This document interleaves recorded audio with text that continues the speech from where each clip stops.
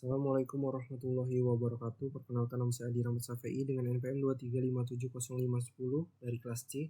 Di sini saya akan menjelaskan kuis 2 yaitu tentang arsitektur Van Neumann dan arsitektur Harvard, yaitu dari dosen Febi Eka Febriansa STMT. Definisi arsitektur Harvard yaitu adalah model arsitektur komputer yang memisahkan memori untuk instruksi, program, dan data. Dalam arsitektur ini ada dua set bus, satu untuk instruksi dan satu lagi untuk data, yang memungkinkan CPU untuk mengakses instruksi dan data secara bersamaan.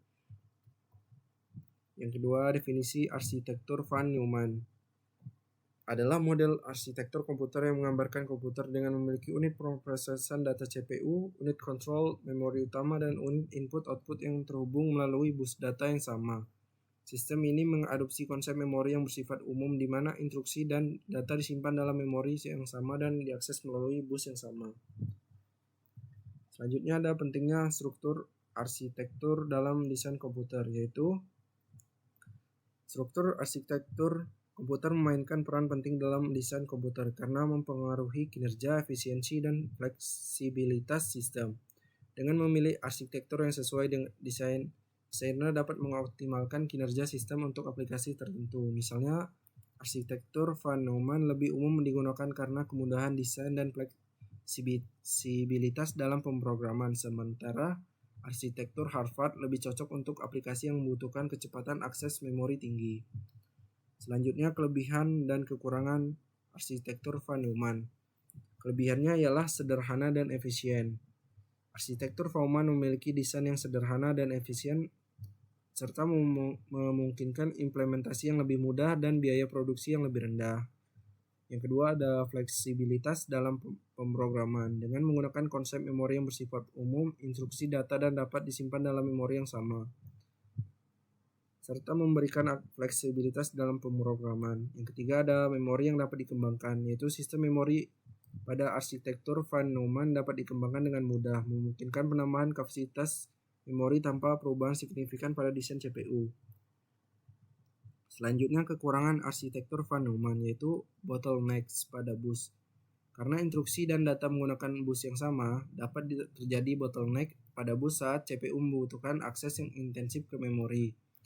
Yang kedua, keterbatasan kecepatan, yaitu arsitektur Van Neumann memiliki keterbatasan dalam kecepatan akses memori karena instruksi dan data harus berbagai jalur yang sama untuk akses ke memori. Yang ketiga, keterbatasan paralelisme, yaitu meskipun ada kemampuan untuk menjalankan beberapa instruksi secara paralel atau pipelining, namun keterbatasan paralelisme lebih besar dibandingkan dengan arsitektur Harvard.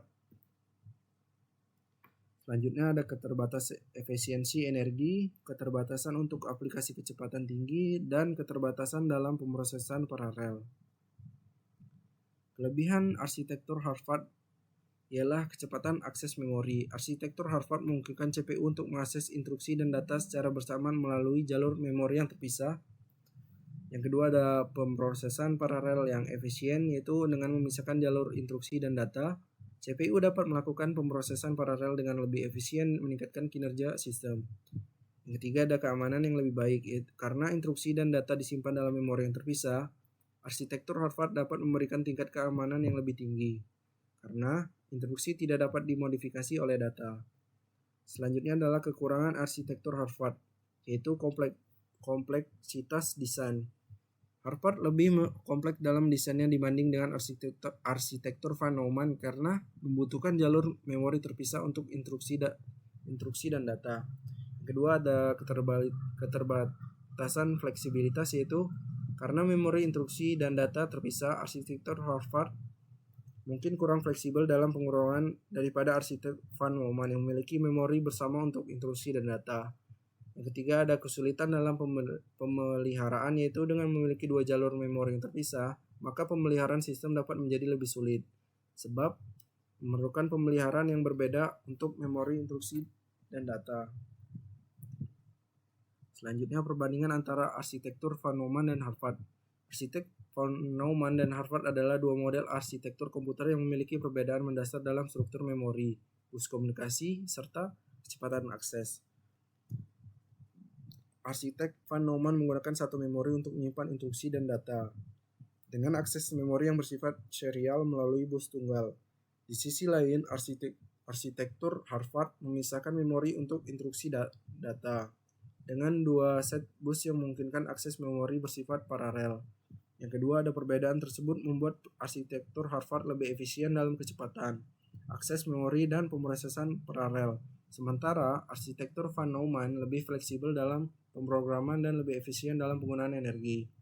Yang ketiga, dalam pemilihan arsitektur perlu dipertimbangkan kebutuhan aplikasi dan desain sistem yang diinginkan untuk memilih arsitektur yang paling sesuai.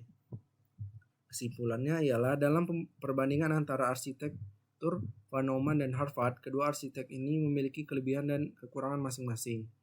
Arsitektur Van Neumann lebih umum digunakan karena kemudahan desain, fleksibilitas dalam pemrograman, dan efisiensi energi yang lebih baik.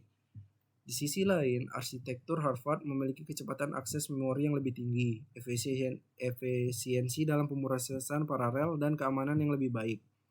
Pemilihan arsitektur tergantung pada kebutuhan aplikasi dan desain sistem yang diinginkan, sehingga pemahaman tentang perbedaan antara keduanya sangat penting dalam pengembangan sistem komputer. Saya ucapkan sekian.